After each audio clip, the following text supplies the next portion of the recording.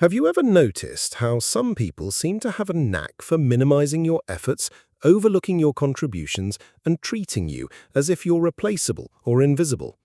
And yet, despite this, you find yourself still trying to win their approval, hoping that one day they'll finally see your worth. The hard truth is that many of us spend years pouring our emotional energy into trying to prove ourselves to people who, deep down, have already decided not to appreciate us. It could be a boss who never acknowledges your hard work, friends who only reach out when they need something, family members who think it's normal to put you down, or a partner who treats you as an option rather than a priority. Carl Jung uncovered something liberating within this painful dynamic. The issue isn't that you lack value. The real problem is that you're offering pearls to people who can't tell the difference between crystal and glass. Today, you'll discover 8 psychologically effective strategies for dealing with people who don't appreciate you. Methods that range from subtle shifts in your approach to making a clean break, all rooted in Jungian wisdom about self-protection and personal dignity. Be prepared to realize that sometimes the best way to show your value is to stop giving it away for free to those who refuse to recognize it. First, stop giving more when you receive less. The most fundamental way to deal with people who don't appreciate you is to consciously stop investing more energy, time, favors, or attention when you consistently get little or nothing in return. Jung understood that healthy relationships are built on balanced reciprocity, not on one-sided dynamics where one person gives and the other only takes without acknowledgement or fair exchange. If you keep increasing your efforts in hopes of finally being recognized by someone who never sees your contributions, you're actually teaching them that they can treat you poorly without consequence. This creates a toxic cycle. The more you give, the less it's valued, because abundance without reciprocity is often seen as desperation, not generosity. Jung knew that real self-respect requires clear boundaries about how much you're willing to give without fair return. This strategy isn't just about changing your mindset, it's about taking concrete actions that rebalance the relationship. Think of the employee who stops working unpaid overtime after realizing their extra dedication is never acknowledged or rewarded. Or the friend who stops being the only one to call and organize get-togethers just to see if there's genuine interest from the other side. Or the daughter who cuts back on visits and calls when her parents constantly criticize her life choices without showing gratitude for her care. Jung would call this restoring psychological balance. When you stop overcompensating for others' lack of reciprocity, you force a natural re-evaluation of the relationship. Either the other person starts to appreciate you more because they feel your absence, or it becomes clear they were never interested in real give and take. Both outcomes are revealing and freeing. This approach also means communicating your contributions and setting clear expectations for reciprocity, not by demanding recognition, but by simply withdrawing when there's no adequate response. Mature people, as Jung knew, learn to pull back from one-sided relationships without drama or lengthy explanations. You can start by matching the speed of your replies to theirs, offering help as often as you receive it, and showing interest in the same measure as it's shown to you. This isn't revenge, it's a natural adjustment to the reality the other person has created. The most satisfying result is a growing sense of self-respect and preserved energy, because you're no longer wasting your emotional resources on relationships that don't give back. Jung knew that when you stop giving your worth away where it's not valued, you become more magnetic to people who truly appreciate reciprocity. Your energy is freed up for healthy relationships, instead of being drained by unbalanced ones. Second, show your value through strategic absence. Another powerful way to deal with people who don't appreciate you is to use strategic absence, making your value visible not through words, but through your absence. Jung discovered that many people only realize what they had once it's gone. and that constant presence can create the illusion that you'll always be available, no matter how you're treated. Strategic absence isn't about playing games or being manipulative. It's a conscious withdrawal of your presence, energy, and contributions so the other person can directly experience what life is like without what you provide. This technique forces a natural re-evaluation of your value, not through arguments that can be ignored, but through the tangible experience of your absence. Jung understood that the strongest lesson about your worth sometimes comes from letting others feel what it's like when you're not there. This absence is most effective when it's clear and measurable, revealing exactly which of your contributions have been ignored or underestimated. Think of the competent employee who takes a 2-week vacation and leaves important tasks undone, so the boss finally realizes how much they actually did. Or the spouse who stops doing all the household chores for a week, so their partner experiences what it means to handle everything alone. Or the friend who stops organizing social events and watches as nothing happens unless someone else steps up. Jung would call this learning through experience. Instead of trying to convince someone of your value, you let them discover it empirically through the absence of your contributions. This strategy also works by redirecting your energy toward people and activities that truly value you, creating a natural contrast that makes the differences obvious. The time you once spent trying to please dismissive people can be invested in personal projects, new friendships, or activities that energize you. The person who doesn't appreciate you will notice your growing unavailability for their usual demands, while you'll experience genuine appreciation elsewhere. The most revealing effect of strategic absence is that it serves as the ultimate test of the other person's true interest. People who care will question your absence, show more appreciation when you return, and maybe even admit they took you for granted. People who don't care will simply continue as before, not noticing you're gone, a clear sign that your suspicions were correct, and giving you the clarity to make decisions about the future of that relationship. Third, set clear and consistent consequences.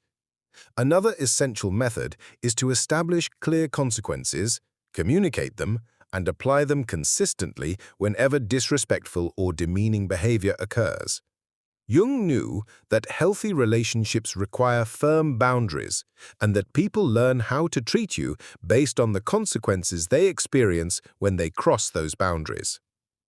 If someone repeatedly devalues you without facing any consequences, you're teaching them that such behavior is acceptable. Setting consequences isn't about punishment or revenge, it's about self-protection and relationship building. It's a lesson in how you expect to be treated.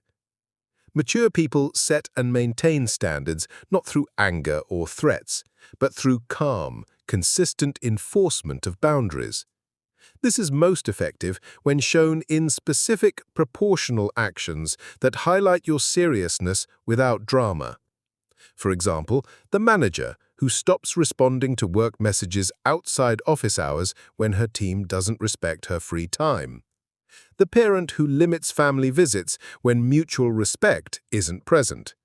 The friend who, after several unpaid loans without gratitude, decides not to lend money anymore. Jung would call this education through natural consequences. People learn far more from the direct results of their disrespect than from words or repeated warnings. Consequences must be proportional and applied consistently to be effective, not arbitrary. For someone who always cancels plans at the last minute, the consequence might be to require advance notice or to stop making plans altogether. Someone who criticizes you in public can be put in their place by ending the conversation. In relationships where devaluation is chronic, the consequence may be a drastic reduction in contact or even ending the relationship. The crucial point is that consequences are meant to protect you and show others how you want to be treated without unnecessary harm. The most transformative outcome is that the relationship either improves through better behavior or it reveals itself as unworthy if the other person refuses to treat you with basic respect. Fourth, invest your energy in people who show reciprocity. A transformative approach is to consciously direct your energy, time, and emotional investment into relationships where you experience genuine reciprocity, recognition, and appreciation. Jung discovered that one of the most effective ways to counter devaluation is to balance negative experiences with healthy relationships where you are sincerely respected.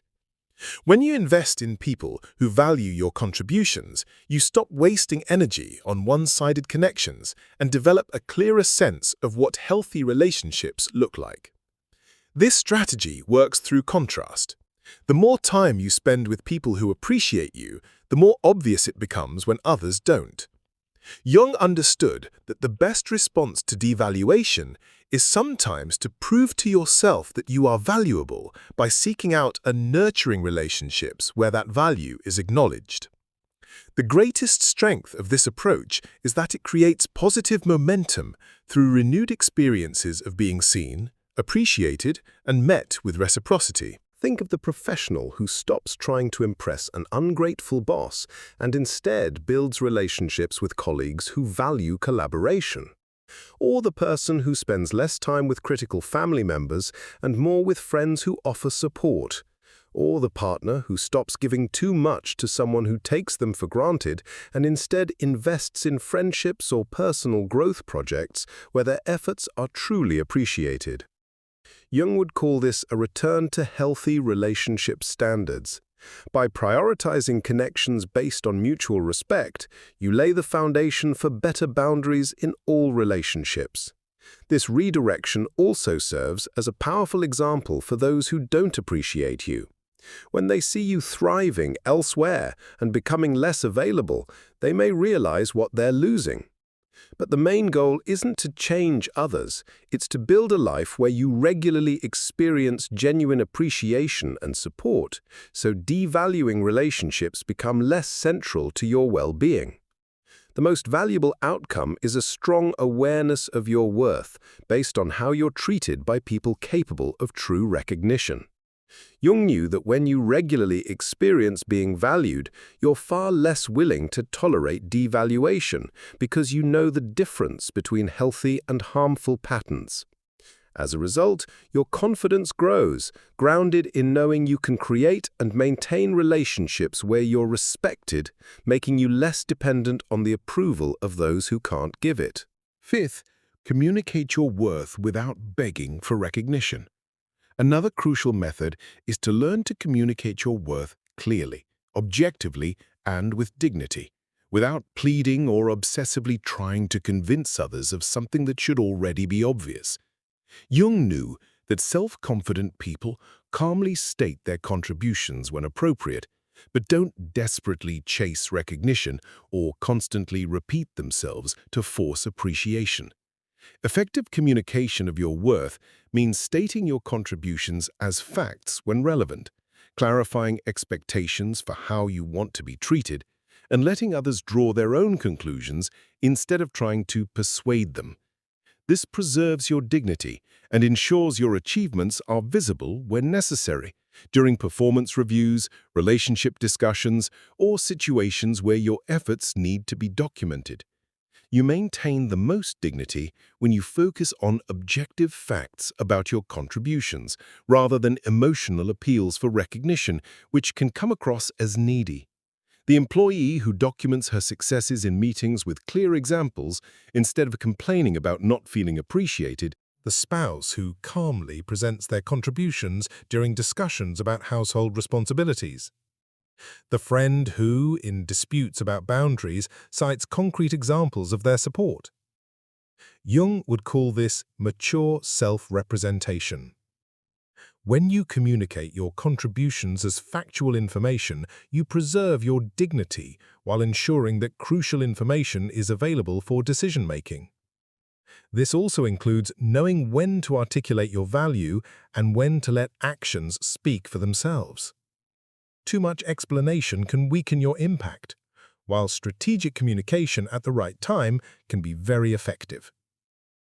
The most valuable outcome is that you maintain your self-respect while ensuring your achievements are visible where it matters, without risking your dignity by begging for recognition. Jung knew that people who communicate their value confidently but without desperation create a model of self-respect that sometimes prompts others to treat them better.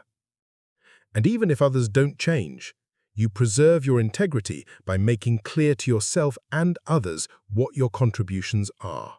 Sixth, develop independent sources of affirmation and self-worth. A fundamental method for dealing with people who don't appreciate you is to consciously cultivate independent sources of affirmation, self-worth, and recognition that don't depend on those who repeatedly fail to value you. Jung observed that when our self-worth depends too much on people who are unwilling or unable to give us recognition, we become emotionally dependent on those who have shown they won't meet our needs. Building independent sources of affirmation means developing relationships, activities, achievements, and habits that confirm your value through genuine appreciation, success, and positive feedback from reliable sources. This doesn't mean isolating yourself or giving up important relationships, but ensuring your emotional well-being doesn't rely entirely on people who have proven unreliable. This independence is strongest when you spread your sources of positive feedback across multiple channels. The creative person who shares their work in online communities where it's appreciated, instead of seeking approval only from family who don't understand it. The professional who builds a network of colleagues and mentors who recognize their competence, reducing dependence on an ungrateful boss. The caregiver who joins support groups where caregiving is valued rather than relying solely on relatives who take it for granted. Jung would call this emotional diversification. When you have several reliable sources of feedback, the failure of a single relationship to give you recognition is far less damaging. This independence also comes from personal achievements, learning new skills, and engaging in activities that bring you satisfaction, regardless of others' opinions. Jung knew that mature self-respect grows from recognizing your own efforts and growth, not just from external affirmation. When you engage in activities where you can measure your progress, you create internal sources of satisfaction. Practices like writing down your successes, celebrating milestones, and consciously recognizing your development strengthen your relationship with yourself and provide the foundation for all other relationships. The most liberating outcome is that your emotional dependence on people who don't appreciate you decreases, while you still retain the ability to form deep connections when proper recognition is given.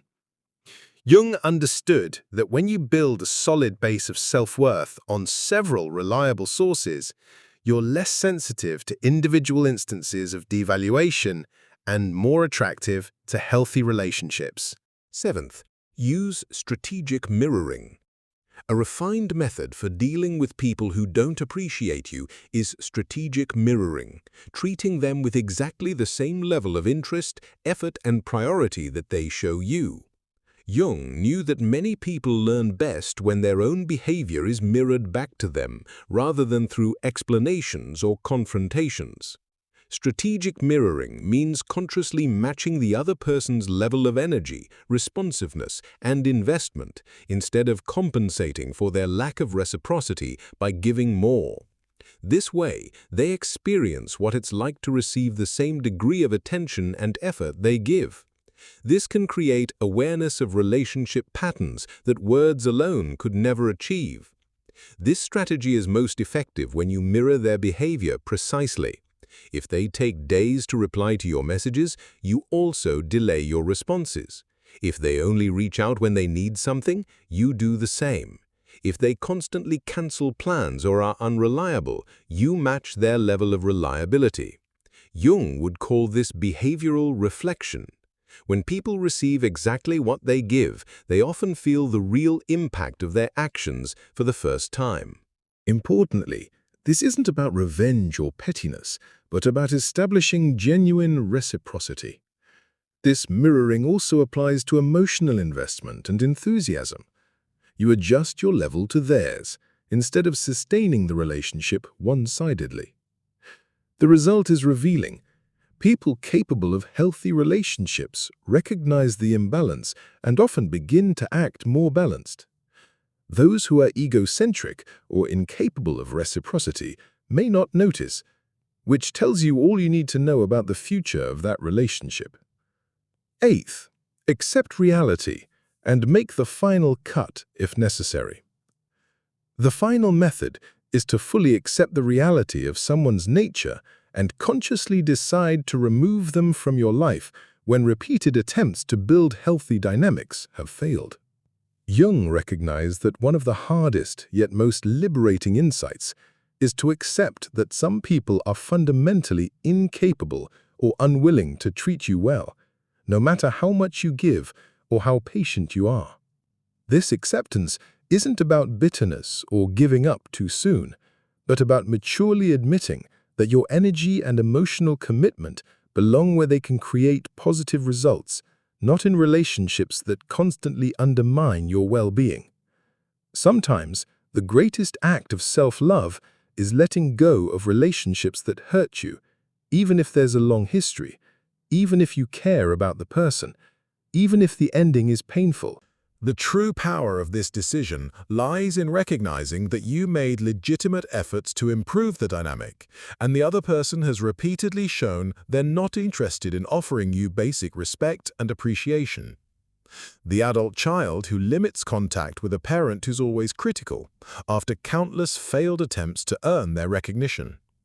The friend who ends a decades-long relationship after realizing they're only valued when needed. The employee who changes jobs because their boss regularly takes credit for their successes and diminishes their contributions.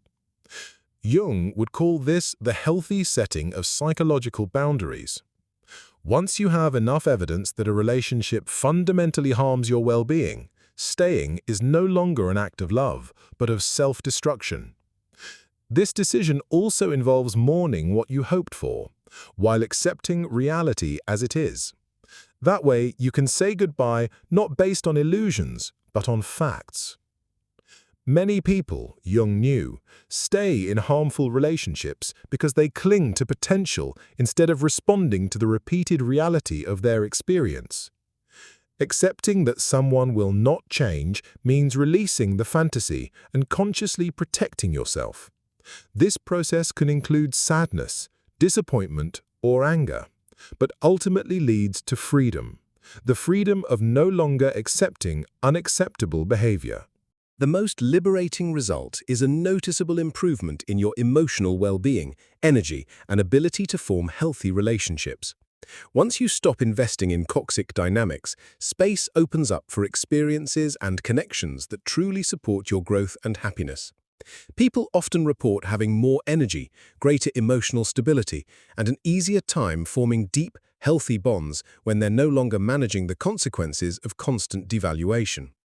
Creating space for new, supportive relationships by letting go of old, harmful ones is essential for building a life that strengthens you. If you've read this far, reflect on which of these methods resonates most with your current situation. Maybe you're realizing now that it's not your responsibility to convince others of your value. Your responsibility is to honor that value through decisions that protect your dignity and energy. Carl Jung knew that people who don't want to see your worth are showing you exactly who they are. Believing them isn't cynicism, it's wisdom. When you stop wasting energy trying to force recognition from those who can't give it, you automatically become more attractive to healthy relationships based on reciprocity and respect. This is the liberating truth about personal worth. It doesn't depend on certain people recognizing it. Trying to get appreciation from someone who refuses to see you is like trying to describe colors to someone who insists on keeping their eyes closed. Jung spent decades studying human relationships and concluded that mature people learn to protect their energy through boundaries, redirect their investments to where they're valued, and sometimes detach from situations that constantly destroy their well-being. Your worth is not up for debate. It's reflected in how you honor it through the relationships and situations you allow into your life. If you're ready to apply these methods and stop settling for less, remember, you can't control whether others value you, but you have full power over whether you continue to accept being devalued. You deserve to be valued. Protect your worth and let your life be filled with relationships that truly support your growth.